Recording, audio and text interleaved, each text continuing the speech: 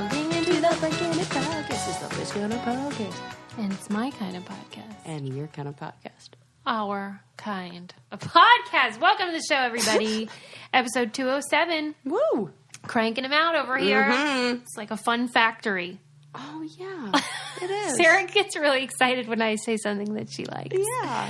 Yeah. We are going to have a really fun show today. I promise you that much. As always. I have a lot planned, actually. We have an interview at the end that you are not going to want to miss with Amy Kaufman, who wrote a book about The Bachelor called Bachelor Nation. Oh, you've been raving about this book. Sarah, we have been I love when you use my first name because I know you're serious. We have been doing so much reality TV for our entire adult life. Yes. So oh my God. You are right. To be surprised by something, that's when I was like, holy crow, this is bonk. Holy crow? Holy crow. What? That's a new one. I've never heard That's that. a thing. Is it a thing? Yeah, I didn't make it up. Okay. Honestly. I just feel like cows are the go-to. This book tells the story of The Bachelor, of course, but it puts it in the context of dating shows in general. So it talks about like the dating game and, I love the history of. So I love that. She did a lot of homework. She did tons of interviews. Then she describes how the show came to be and the tactics that they use behind the scene to make this show that everyone loves.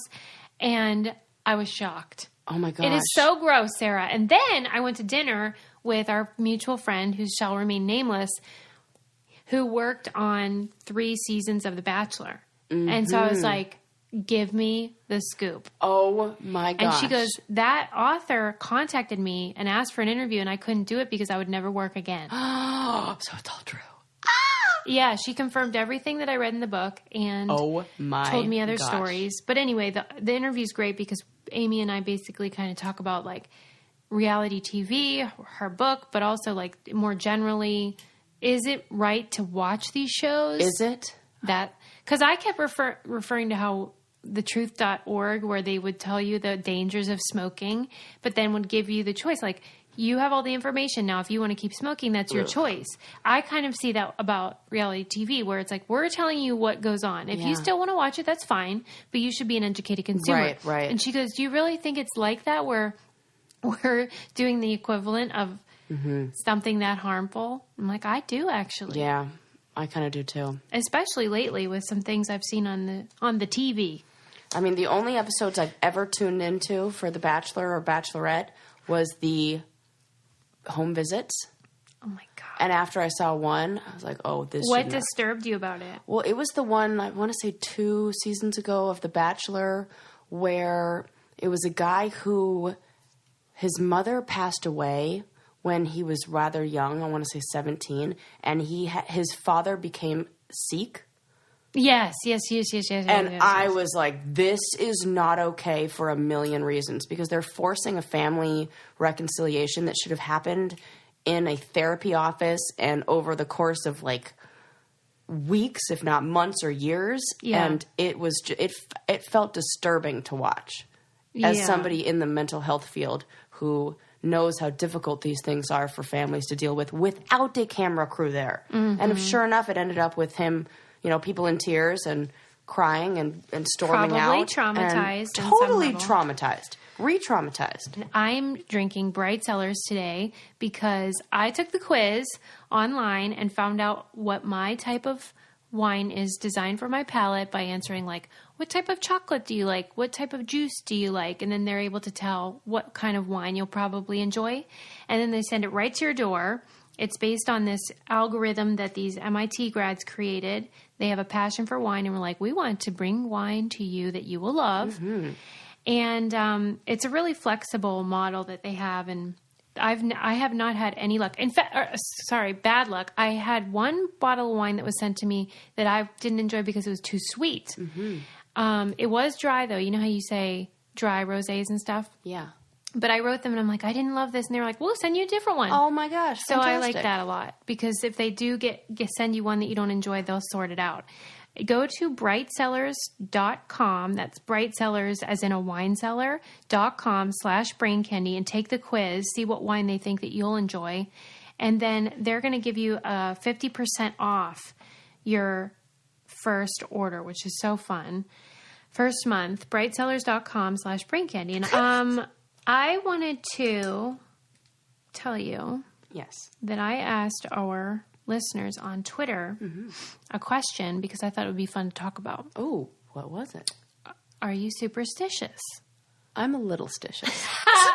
Did you see that was the GIF I used? No, but that's my favorite one of my top 10 favorite Michael Scott quotes. I'm not superstitious, but I am a little stitious.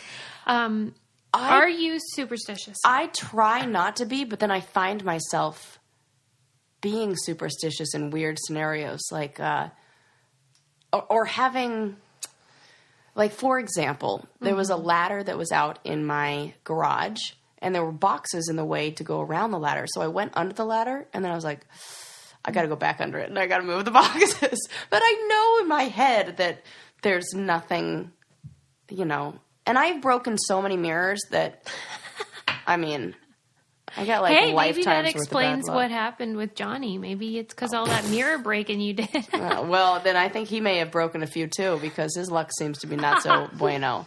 I'm more about karma than I am about like superstition. Does that fall into the same category?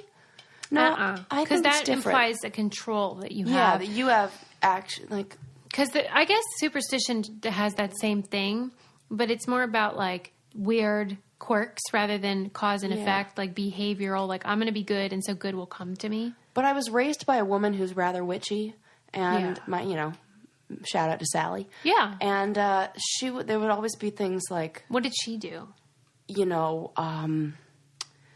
There were things about the moon, and, if a broom falls down, then that means company's coming over. And, a broom falling down means company's coming. Oh, my God. It's intense. Just got blood on the moon is something bad. Is like, what do you mean blood on the moon? Like when the moon has a reddish...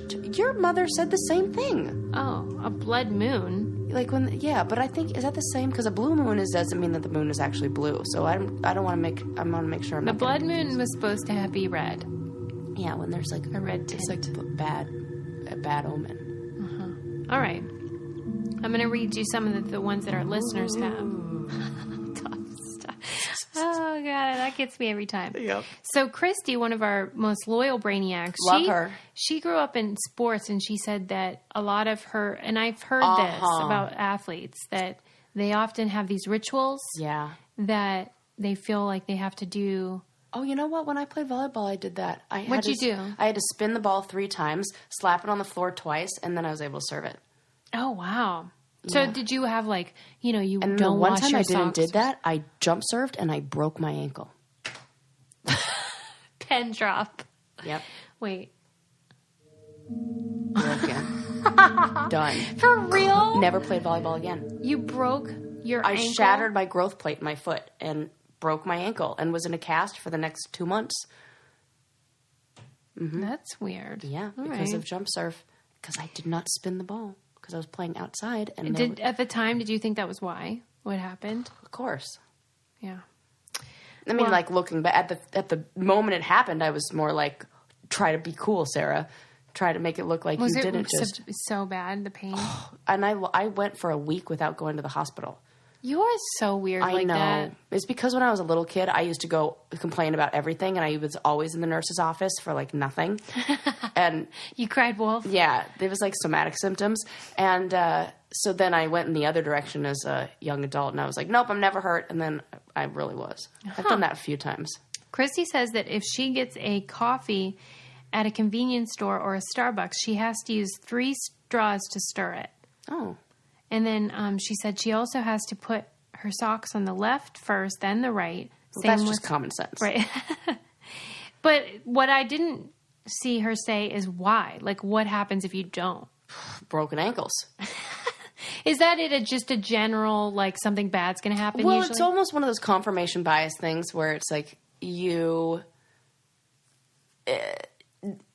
you did it and something went wrong, then you would blame something else. But if you didn't do it and then something went wrong, you'd be like, see, that's what happens because I didn't do the thing. I liked some of these that were more positive. Like Lynn says that she always has cash in her pocket on New Year's Eve, so she'll have money in the coming year. Love that. Love that you know what? And also I'm all about don't put your purse on the ground. If your purse, like, it touches, mine's on the carpet, but, like, if you're out at a restaurant or outside and aside from just dirt. Money on the floor, you'll always be poor. What? Yeah. Oh, so you gotta, like, hang it on the back of your... Okay. I didn't know that. And then I had a friend whose mom taught me that you always have to respect the money and the money will respect you. So when I put it in my wallet, I like it to be all facing up and not, like, crumply up in there. It has to be... like nice and smooth and, things that, bring me health, wealth, and wisdom. Lynn also says she never pulls the airline tags off her luggage until she's at the airport again because it's bad luck. I don't do that. I rip them off all the time. First chance I get. They usually take them off for me, actually. All right, let me see. Sarah says, funnily enough, another Sarah says she's not really superstitious, but she does believe in karma. Oh, so I'm always extra nice to everybody I see before I go to the casino. Oh, that's really funny. I like that. I don't like... Well, I can see that maybe I like that one. Yeah, that's cool. By the way, speaking of casinos, I just bought tickets today to go to Lake Tahoe to Harrah's and see Bob Newhart, and I'm so excited. God, Suze, you're going to love that. Plus, that is a really, really fun casino and place. And right. Yeah, it's really great. I love that. Yeah. It's funny, though, because we're going to go with, Adam and Lincoln will come, but... what am I going to do with my kid? Right. Because they did say 6-year-olds and up could come, and he'll be 6 by then. But I will not take my 6-year-old to see Bob Newhart because he would want to be on his iPad, and that can't happen in the dark. Right. Oh, and because I'm so sure he would just sit through that. And so I am going by myself. Oh my gosh. And Adam and Lincoln are going to do whatever. Mm-hmm. But I had to buy 2 tickets because you had to buy them together. So if any brainiacs are in Lake Tahoe area and would like to come with me, why don't you just utilize ticket. Like the hotel? Like sometimes they have like kids club. Well, that's what my mom used to always send us to when we were little. If there is some sort of situation, then Adam could come with me. Yeah. So I don't know. It was like they had like a hotel babysitter kind of thing or nannies. Maybe they do. Yeah. I'll look into that. I'm sure casinos probably do. I think so. Right. I think like. Places my mom took us when we always had like she'd be like, yeah, go to the kids club. I can't wait though. I'm so excited. See the mom. Okay. It's a lot of people knock on wood. Beth here does. I knock on wood. Adam does. Yeah, you do that. Yeah. I knock on anything even if it isn't wood and just say knock on wood. Yeah. Do you actually though feel that it empowers you? No. It just feels like fun thing to do. Yeah. Same with salt spilling over my shoulder. A lot of people do that. But I never know if it's the left or right. I had this problem just the other day. Left, right? No, but I'm left-handed, so it's like... So, what? Somebody clear this up for us. Yeah. Casey doesn't like to drive under trains. She feels like it's bad luck, and she's terrified of breaking mirrors. Jenny says salt over her left shoulder. It's the left. There we go. Okay. That's very difficult for me as a lefty. Well, you should. I'm going to have to pick it up with my right hand. Yeah. Okay. I won't. Thanks, Suze. Yeah, I got this. Lee says, I won't hang photos of people on the wall because my grandma always believed that if someone's photo falls off the wall, that person would die not long after. Good Lord. Whoa. Okay. Good to know. Sorry, every museum ever. That's insane. Well, they're already dead, those people. Well, yeah, but maybe... The picture fell off the wall. I'll tell you what's not dead is my love of FabFitFun. Well, I love this candle we still got going over here. I put in the box, there was this really beautiful copper candle, and I think the scent was linen. Mm-hmm. And I thought, we need that in the office to make it fresher. Mm-hmm. And it is so soothing and lovely. Sarah walked in and was like, what is that? Also, you can reuse that copper when it's all out, clean it out, and that's like the perfect pencil holder. You know what, though, Sarah? What? I go a step further. Refill them. Yeah. Uh-huh. I have a whole candle-making kit. What? On crafty too. I love it. I hate how candle wax goes to waste. Yes, me too. I buy the wicks on Amazon. Oh my God, and then Suze, you're the best. we melt the wax and then we fill it into our vases and things and then you burn them again. It's great. Yes. No waste over and then here. You can get like the layered scents too. You can. In fact, I just read about how you could burn a candle and then pour a little bit of vanilla or an essential oil scent that you like into the wet wax. Is this another thing? I know. We're essential oil people. people. Anyway, I just wanted to tell you because don't worry if you missed the seasonal FabFitFun box because there is this great spring editors box with favorites from spring and other past seasons. So the spring editors box has a lot more customized options from a clutch to eyeshadow, a tote to lip gloss. There's all kinds of cool stuff in there. Yeah. And it's just so fun when you get it at your door. You might get this candle that we love so much, or a million other full-size products that are such a great value because the box has such over $200 value, but then you can get it for $49.99. Plus, if you use our promo code, you get $10 off the editor's box, which makes it $39.99. So that's pretty awesome. Just go to FabFitFun to subscribe and use our code BRAINCANDY. Try FabFitFun today. Go to FabFitFun.com to subscribe and start getting the box for a life well lived. Use promo code BRAINCANDY to get $10 off your first box. That's products valued at $200 for only $39.99. Again, go to FabFitFun.com and use our code BRAINCANDY to get $10 off your first FabFitFun box. And then you can have a Christmas type experience like we do when we open our door and see all the fun stuff. Now I have to talk to you. Yes. Although I do have some more superstitions. But since the massage came up, we have to talk about Massage Happy Ending Gate. Yes. Which occurred a few weeks ago. Whoa. We had an episode where Sarah mentioned when she was in Thailand, she got a very erotic massage that resulted... It was a regular massage that just so happened to come with a happy ending. Let's talk. Let me break down what happened. Yes. And then you can respond however you want. Yes. The happy ending story I thought was quite funny at the time. Mm-hmm. And you described, that you said no at first when you thought she was going to take her top off. You said, no, just regular. And then you said, I think in Thailand, regular means happy ending.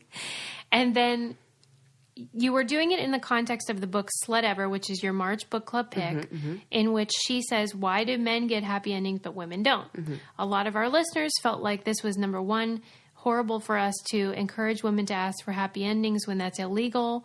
And also it stigmatizes the profession of massage therapists, and that we are making light of a very serious thing where these women go into their work and feel like they're being preyed upon and that things are expected of them that are not acceptable to ask for, and that we were encouraging people to do that. Which I wasn't. Or I want to put out that, it's almost like we're talking about two different things. Okay. Let's hear it. There's the kind of, the massage that we're all used to, and that, people are well trained, the people who go to massage therapy school, I am not disrespecting that industry at all. I understand that is, what they do, and there's... medicinal. Yes, absolutely, and therapeutic in so many ways. I don't think they cared about you doing it in Thailand. I think that they felt like you were telling people to go in the U.S. to a normal massage therapist and ask for a happy ending. Not at all. Because the Slut Ever book was saying... Well, she was saying that there are places that are, it's not everywhere where it's illegal to get... In the U.S., isn't it? In Las Vegas, you can totally go. They have a bunny ranch where you can go and you can get they don't have the female equivalent of that. What she's saying is that sex without a relationship or without, what do they call it? Without, there's a word I'm looking for. No strings attached. Yeah. So sex with no strings attached is available for men, but not available for women. Mm-hmm. And why is that? And that's what she was exploring. How there are, and I'm not saying go to any place that it is not legal to do this, but there are establishments that are for men. And there are not places like that for women. And her examples were like an escort service, and like there are people who you can hire, and like where really busy business women will hire these. And that's like, this is all on the TV show, where they have men who are like, they called them escorts, and but the escort is $500 an hour, and there's no sex, and it's just going out to dinner, and that's it. And how is that really, like, what if a woman just wants an orgasm and that's it? Mm-hmm. And is there something wrong with just wanting? And there are a lot of people in the sex worker industry that are like, I mean, I lived with 2 before, and they were like, it's no big deal, and this is what I do for a job. Yeah, for a sex worker, but not for a massage therapist. Yeah, but they're 2. You would go to 2 different places. You wouldn't go to they're the same way you wouldn't go to a strip club and ask for ballet dancing. It's 2 different kinds of fields. Like, yeah, they're both dancers, but we're talking about 2 different things here, people. Okay. So I hate how you make me laugh when I'm trying to be serious, because I really did feel bad that people were hurt and upset about our conversation, because a lot of what happens here, I would say 90% is totally unplanned. And 99%. So when Sarah brings up a story or I bring up a story, we practice the yes and philosophy of improv, where we're going down the road. Mm-hmm. And sometimes that means we say things that some people find offensive, or our opinions, spark a dialogue or whatever. In this case, women felt like we were encouraging somebody to do something illegal. No. And they also felt that we were stigmatizing their profession. And so that's why I ended up editing it out and reposting it without that segment. And I sincerely apologized and said that you're a pervert, Sarah, and that I am stuck next to a deviant, filthy animal every day. Sarah is interesting to me, though, because your reputation between the 2 of us is like you're the nice one, okay? And that you're like, you're a good cop and I'm the cynical bad cop. Yeah, but the truth of it is that I'm always like, oh my God, somebody's upset and we hurt. I'm sending her a t-shirt. I sent her Yeah. As soon as I text Sarah and I'm like, P.S. I'm having to deal with this whole thing that's your fault. And Sarah was like, what? What are they mad about? It was in Thailand. Yeah. And I mean, that's my story. That is how the story went down. I have never and would never go into a place like Massage Envy and say, excuse me, can you please rub me off? Like, not in a million years, because that's the same way you don't go to see you don't go to Swan Lake and say, can you please take your top off and do some we're talking about 2 totally different things here. Do you understand? I do, but I also understand why they're angry. Yeah. And that's why I didn't know I had to make that so clear. My policy in general is, if you don't like what we say, too bad, because that's just the nature of the show. Yeah. But if somebody shows something that we say and the harm that it can do, if I'm convinced of that, then I'll remove it. Yeah. So there are things in every episode people get mad about. Sure. This felt different to me, and that's why I changed it. So. And the big point is that the sex worker industry is available. We're talking not about massage industry. We're talking just about the sex industry. Okay. Is available for men, but not available for women. Fair. Okay. And when you do try to seek it out for women, that's like, hey, I would like a no strings attached orgasm. That's almost impossible to find in any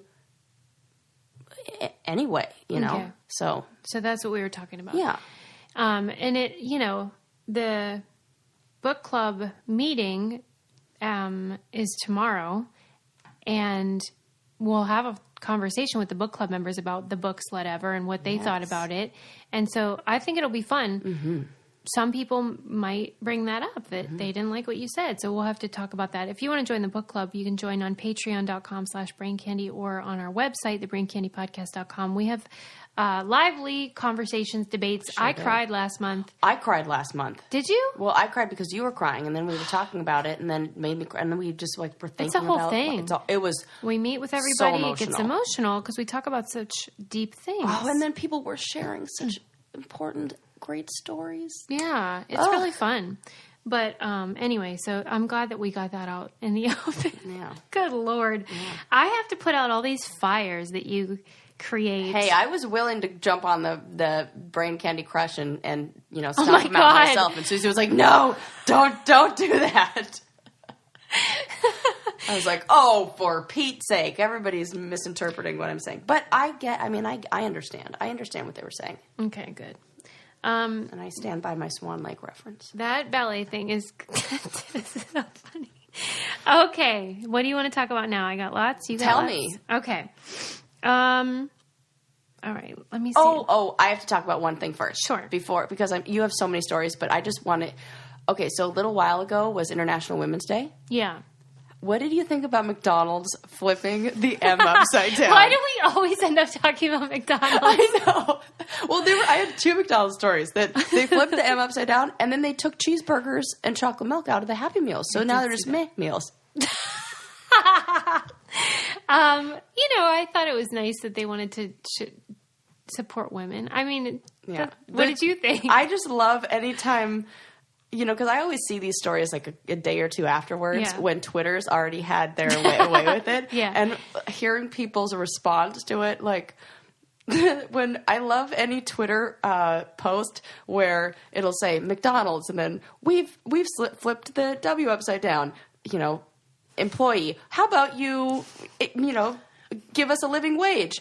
And then, the next thing will be McDonald's. But we flipped the W upside down. But we care about women, and it, plays both sides of the conversation. Those always make me laugh. And there were a few of those that really, tickled me. I saw a number of articles about different ways that brands were trying to engage the women's, not just the International Women's Day, but the whole month. And the changing of the packaging, Stacy's Pita Chips has 3 versions of their bags for Women's Month, and it was talking about how sometimes gimmicky. Last year, a brawny man turned to a brawny woman. People really liked that because, it felt more engaging than someone turning the bag pink and thinking that's enough. Well, that's what I really didn't like. I used to work for a hair care company, and they had a product that was pink for breast cancer, and whenever we did a company meeting, they were really big on talking about how they don't just change the color of their packaging. Their proceeds also go to the Susan G. Komen Foundation, where there are so many companies out there that say, we're pink in support of breast cancer and do 0. But you really have to look, are there funds going to it? Or is it just pink because that's a trendy thing right now? Yeah. And that really pisses me off. I even get a little what the fuck when the NFL they wear the pink shoes, and I'm like, you're not giving a fucking dime. Really, they don't? I don't think so. Not how much Nike's making off of the sale of pink shoes because that came out. Wow. It's not. It's used more as a marketing tool than it is a something to actually raise. We don't need any awareness. We know that exists. We need money going towards the funds from whatever it's doing. So sometimes it feels a little cheap to me. Yeah, I think it can be really difficult for companies to find ways that engage the consumer and raise these issues and make money for a charity without feeling like it's a gimmick or... I don't even know about the McDonald's thing. It's fun, but I did read that 6 out of 10 McDonald's managers are females. Oh. And that's a really high number compared to other industries. That's great. The majority of McDonald's managers are women. I love that. Yeah. Well, that's unusual. You're right about that. Yeah. Management positions. Right. Majority women. Yes. Whoa, you never hear that. Right. So I did like that little fun fact. Yeah, that is fun.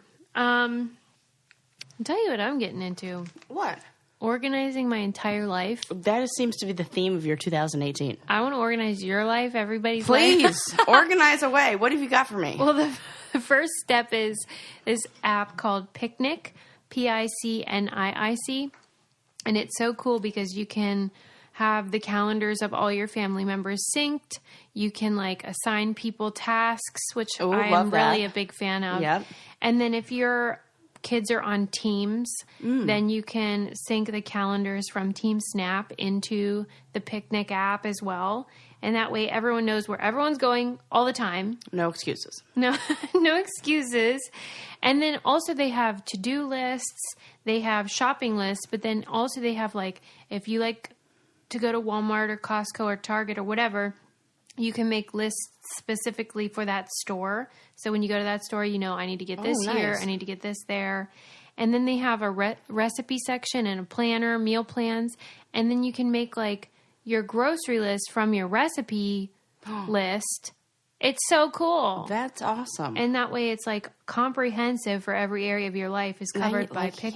Yeah. You don't need 5 apps. You just use one. Exactly. So go to picnic.com, picnic.com/get started, and you can set up your account and use promo code PODPIC, PODPIC, and you'll get 30 days of Picnic Premium free.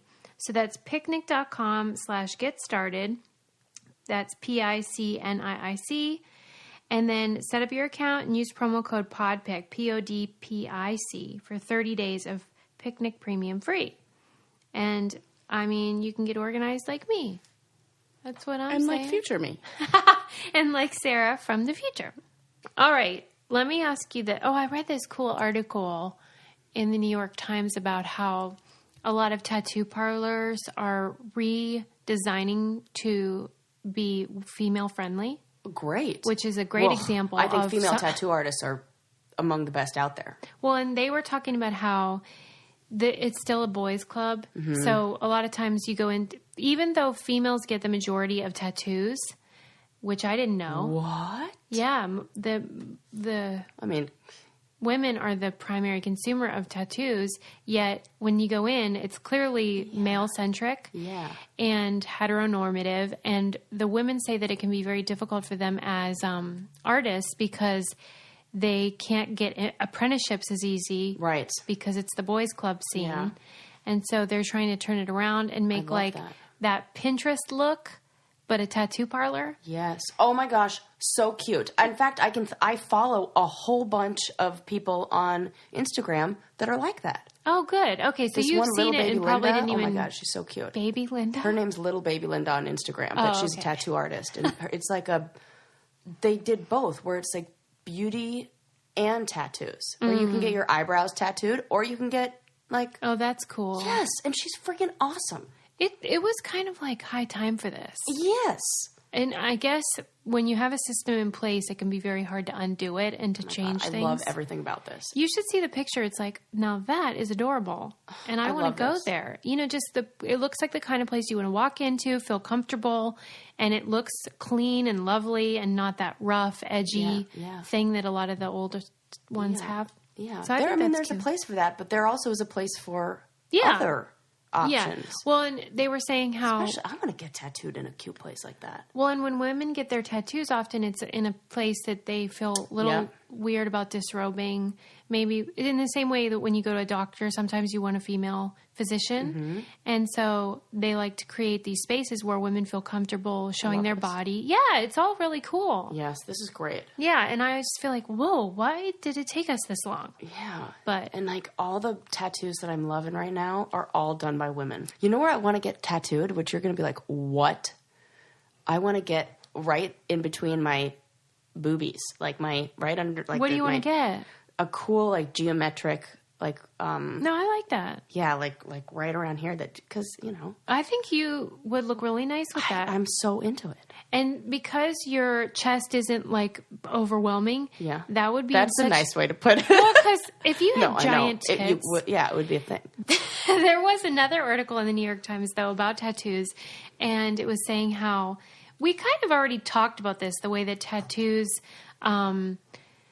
You think of them as just these permanent fixtures on your body, but really the cells try to get rid of it. And so the cells turn the color that the ink is to kill it, but they can't kill it. And so then what you're actually seeing is those cells, and then other cells come and try to get those cells. And so it's ever changing, but the cells take on that same color as the ink in your body. Weird. Science just... blew my mind with that. That was literally this week in the New York Times. I'll have to put that in the newsletter. And I was like, that's freaky. Yeah. Because you look at them, they look stagnant. I'm, no, oh my God, my color changes. See these two birds up here? They used to be bright orange. So is it a fading? I think it's maybe a combination of both. I think maybe that color of my skin, and I got it done in a different country. So I think maybe they had ink that was not at the same standards. And maybe your body metabolized it and the cells were effective in killing those. Yeah, because all around it is nice and, bright, but, well, not really. But, yeah. Yeah, that was interesting to me. And I figured when I was reading that, I thought, I bet Sarah, now that she can't get a tattoo, wants one, is dying to well, get I'll tell you, I want one, but I also want to get 2 removed. Which, the ones on your hips. Yep. You hate those. They're so cute. Because I'm so anti-gun. Oh, okay. And they're guns. Okay. So are you going to get them removed? I think so. Oh, man. And then just tattoo over it because you can only get it so much. Really? Still? I don't know. Right. That's the impression that I have. Yeah. How many times do you need to go? Landon got his whole, almost, I'd say 75% of his sleeve removed and then tattooed over. Oh. And he didn't have to get it all removed. He just had to get it light enough to where they can put something else over it. So I haven't seen one where it's been all the way, done. Right. I have never seen one be good as new. Look, nothing's there. Right. Okay, that's enough of that. If you have nothing else urgent, we can introduce our guest. Yeah. Oh my gosh, I'm excited about this. Sarah finally did her own interview. It's a big moment. Usually I'm stealing the show with my interviews with whoever, but Sarah was insistent. She had to talk to Kate Biberdorf. We'll call her Dr. B. She is so cool because she is a fancy pants scientist, but what she does is she tries to make science accessible and exciting for undergraduate chemistry students. She's known for doing all these really cool explosive videos, and she has an outreach program called Fun with Chemistry, and her ultimate dream is to headline an explosive science show in Vegas, and that is a show I would like to see happen. You can check out her website, which is katethechemist.com. But please welcome to the show, Kate Biberdorf. So I got to ask, what, you are equally as excited and passionate about science and about chemistry as all of us are to talk about it and listen to it and watch it. So what really sparked that in you? Well, I actually had a fantastic high school teacher. And so my sophomore year of high school, she started just teaching class, and she was fun and exciting, and she'd run around the classroom, and she was just always happy. And I just fell in love with the subject and the material, and I've never looked back. So literally ever since I was 15, I knew I wanted to be a chemist. Does it make a difference do you think it had any impact that it was a she that did all this for you? Maybe. And she was feminine, too, a little bit. Not super girly or anything, but she would wear big, chunky jewelry, and she'd call it her costume jewelry, and she'd just put big clip-ons, and she was just fun. So, maybe, but she never was on some kind of podium being like, oh, women in science, da, da, da. She was cool. She was awesome to me. She would always tell me that she knew I was going to be something. She was like, you're going to be a big deal someday. And that resonated with me. And she probably said that to everybody. Like, I'm sure she did. But to me, I was just like, oh, really? You think so? That's great. Well, and it seems like you've kind of done the same thing and taken on that same role as being an inspiration to other people. Because tell people about this K through 12 program that you bring science to people who maybe don't get exposure to explosions and cool stuff like that in their classrooms.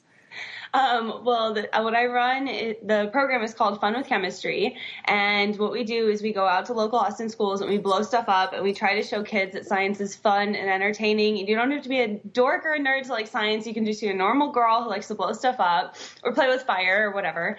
Or a boy, really. I'm not trying to exclude anybody, but that's kind of my mission. Just anybody can be a scientist. Look what shirt I wore for you. Oh, I love it.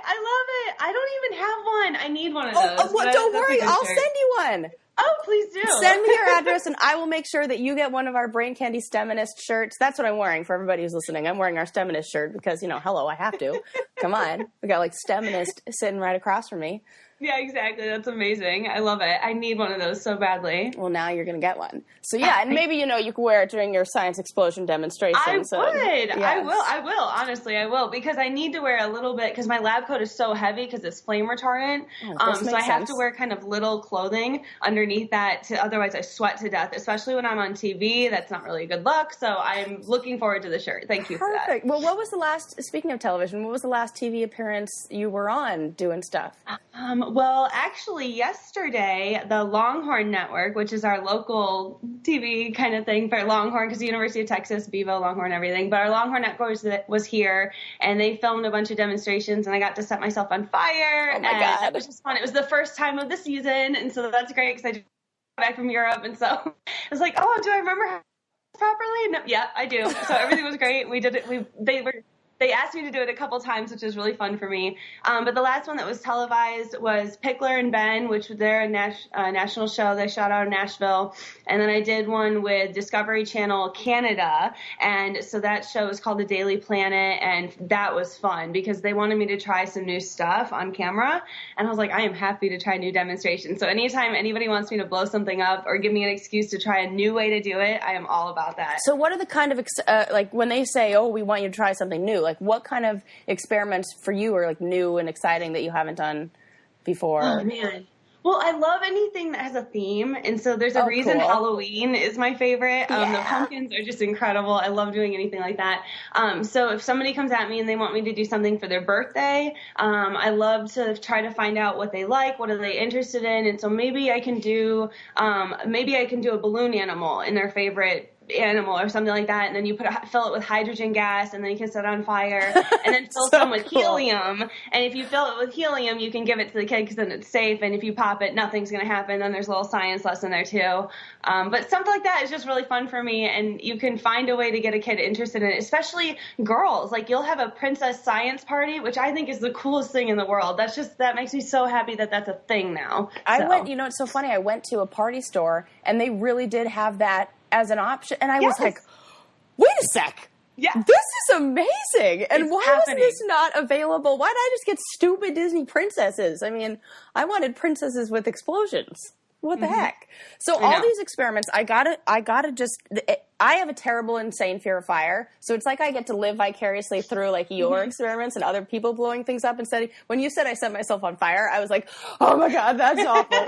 But I have to ask, have you ever had any science fails? Have you ever had any, and I feel like when something goes wrong, it goes horribly wrong. I mean, it depends on your definition of horribly wrong. Okay. But when I was younger, I mean, I'm 31 right now, but I mean, I've been doing this for about 4 years now. So when I was younger, I really wanted the good shot. And so to me, I would roll my lab coat up a little bit, or maybe I'd have my hair down a little bit in an unsafe way. And a couple times I'd burn myself. One time I burned myself, my hair burned, and I could smell it, and I put my hand in my hair, and just a little bit came off. Just that's like my nightmare. But it was a tiny bit. You could barely tell, but it was enough for me to know, be safe. Mm-hmm. Let's not do this. Let's not make a mistake. Because one mistake and then it's over. And I want to have a long, large career of it, especially because I think science is becoming cool. And I mean, the day where I could have a Vegas show maybe with lots of fire everywhere, that would just be my favorite thing in the world. That's totally a realistic thing. Maybe. I mean, I feel like that's a really cool thing that people would want to go see. I mean, that's kind of like now that you mention that, I think about what everybody's favorite part of, you go to the magician, there's always lights and explosions. Everybody loves all that part. And oh my gosh, with a bunch of bubbles and everything like that. I know, that's right? cool. So one of the other things I saw that was really cool is now you have students of your own, or people who were your students who are now kind of going out and doing their own thing. Mm-hmm. So tell me, what are the students that you had up to now, or where do you see them? Well, we just got a grant together with one of my students at Rice University. And so we're actually going to bring my Fun with Chemistry outreach program from the University of Texas. We're bringing it to Rice University, and they're going to start their own program. And in the grant, we basically said we're going to bring my program to a new university in Texas every single year. And so my dream is to have Fun with Chem, or, you know, someone from this brand interact with every student in Texas every year. That's the dream. And so the research always says that one explosion is not going to make or break a student. So if I just blow something up and then never talk to the kid ever again, that's not going to do anything. But if I blow something up and then come back maybe a year later or 6 months later to have a conversation, that follow-up is what makes the kid excited about science. It kind of, just for whatever reason, they need 2 or more exposures to it. Yeah. And so for me, if we can get exposure to these kids every year, I mean, I just think about what could happen. They would see all these girls doing science, all these women of color, just everybody, maybe even people in the LGBTQ community. I mean, this is just, it's such a wonderful time to be in the world of education, because these students are incredible and they want to know, and they know that what's happening in the administration is not right. And so they're willing to kind of open their minds to different things. And it's a cool time to be in education right now. I'm really lucky. And it does feel like, just as the person who's watching people in like more scientific fields, you know, I'm in school right now, but studying psychology, which, you know, I don't get to see all the chemistry stuff, but it feels like the definition of what a scientist is totally changing, is like expanding to where you had a quote that I want to read for people that I absolutely loved. It said, "Who doesn't want to wear designer heels while discussing nuclear energy?" And I was like, yeah, me, I want that. We all, yes, do that. That's so great. Where you can have both, and it doesn't matter what you look like. You could be, you know, the idea of like a scientist, you know, and now we're starting to see more of that in film and things like that. So I just love that. Mm-hmm. Me too. It's cool. It's so cool. And I love the movie Hidden Figures. That was something I went and saw multiple times, maybe threw my popcorn in the air a little bit, just being excited. It's a good time to be a woman, and it's fun to be empowered. And I like that we're young and get to experience this right now. And it's just, I don't know, I feel like it's hip. That's probably the wrong word to use, but I'm just happy about it. Well, what about, so my co-host, she's got a son who's 5 years old and really into science, and like dressed up on a career day where they got to go dressed as anything you want as a scientist, and had like the little goggles and everything. And so she was saying she remembered the Mr. Wizard like kit when she was younger, and how she went to go recreate that, and you can't even get that because everything's like illegal. So what ideas do you have, or do you? I'm sure you do. Well, of course you do. I do. Yeah, come on now. What could she play with her 5-year-old, or what can our listeners do with their kids, or me? Let's be real. This is mostly for me, about like fun science stuff in the kitchen. In the kitchen. Okay, so I think that making gummy worms at home, the gummy worms, is really fun. That's a new one for me. It's an old demonstration, but it's new to me, so I'm really excited about it these days. So what you do, you can buy all of this on Amazon. So you need to get food grade sodium alginate and food grade calcium chloride, and basically they both come as a solid. And if you dissolve them up in a liquid 2% solution for all your listeners, but if you dissolve just a little bit of that into a big water solution, you take both solutions, dump them together, and it immediately polymerizes, and you get these long gummy worms, and they're awesome. And so, yes, that's how you do it. And so the alginate comes from seaweed. It's extracted from the seaweed, and then you can eat it, but then it tastes like seaweed, so it's disgusting. And so what I usually recommend... Yes, but so instead of dissolving in water, dissolve it in watermelon puree. And a lot of my students told me that they're going to go try it in orange juice and apple juice and stuff like that. So if you do it, email me and let me know if it's good. Basically, dissolve it in watermelon puree, and then bada bing, bada boom, you got yourself some gummy worms. And it's science. They just turn into that shape? Yeah. Oh, yeah. It's like a worm. So when you squirt it out, you use a squirt gun type thing or a squirt bottle. And so if you use just like little like boop, boop, boop, it'll be dots, like Dippin' Dot style. If you use like a long squirt, it'll have a gummy worm thing. Okay, this is super cool. Well, have you ever been to a nice cocktail restaurant and you have their martinis and they make olives and the chefs like make the olive right there in that gooey substance? That's how they do it. It's the same thing. Oh my gosh. And it's really like hard to do that, by the way. It's really hard. In your... Yeah, that's what it is. Oh my God. That's super cool. And I am going to be the most popular aunt and godmother when I come over to my friend's house and do that with their kids. You should do it. That is really cool. All right, so I just have a few more questions for you. And since you're like bubbly and fun, I thought that you would be like okay with these questions. And okay. I hear that you love Bill Nye. I do. And so, and you would love to be the next Bill Nye. So I feel like I got to ask, who would win in a foot race, you or Bill Nye? Oh, I would win in a foot race. Yeah. 100%. Nice. I'm very competitive, so I would trip him. Like, I would pull the lab coat. There's no way I'm losing. He's a little bit older than me. I'm not losing to him. No, I'd win. I like that. Good. Okay, so we know you could beat Bill Nye in a foot race. Yes, and then yes. there's one more question that we ask everyone who comes on our show, which I can't wait to hear your answer. No pressure. What do you keep in the trunk of your car? Oh, what do I keep in the trunk of my car? Okay, so this is weird because I do outreach, so I'm constantly moving chemicals back and forth to my shows. So the only thing that I keep in there are my grocery bags and a large umbrella. But if you catch me anytime doing a show, there could be slime, sand, snow, dry ice. There could be balloon animals. I have had, what else have I had in there?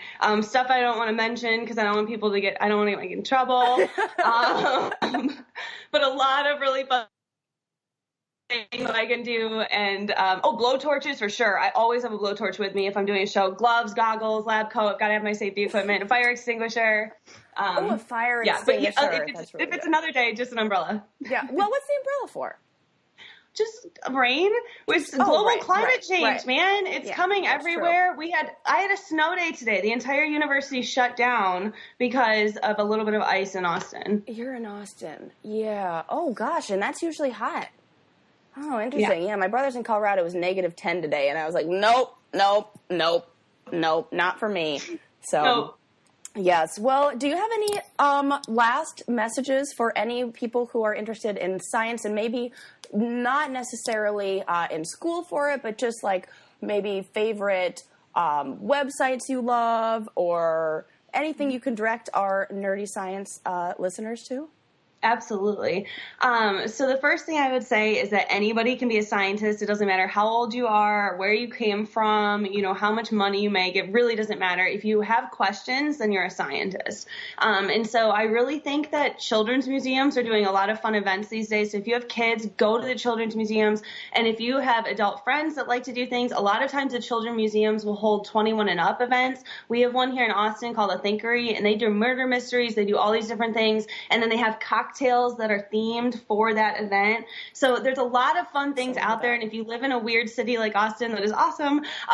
There's something every weekend that you could do. If you want to check out websites, I would recommend my personal website, katethechemist.com. You can also check us out which is Fun with Chem, like chemistry, funwithchem.com, to see what we do here in the city. And then also check us out for our national events. But I would also say Google anything. So my favorite advice to people, especially because I like to work with low socioeconomic groups, is that go on chemistry walks, go on science walks. And so if your kid points to anything, if it's a tree, if it's a rock, if whatever it is, take a picture of it, Google it right there, and just talk about it. And it's cool for your kids to see that you don't know what it is, but that you're excited about learning about it. And so if your kid watches you do that, they're going to replicate it. And so it's easy, it's cheap. If you have a cell phone, you can do it. And so it's one of my favorite things to recommend. Or go get liquid nitrogen ice cream. Kate, you are one of my favorite people to talk to. This has been so exciting, and your passion is contagious, and I think the idea of that science walk is so cool and so great for a parent. Even if you don't know what you're doing, who cares? Like, the learning is part of the fun. So thank you so much for coming on the Brain Candy podcast today, and I can't wait to see what other explosions you have for us. Make sure you catch her at her website. Tell me your website one more time. katethechemist.com. katethechemist.com. All right. Have a good one. Thank Bye. you. Bye.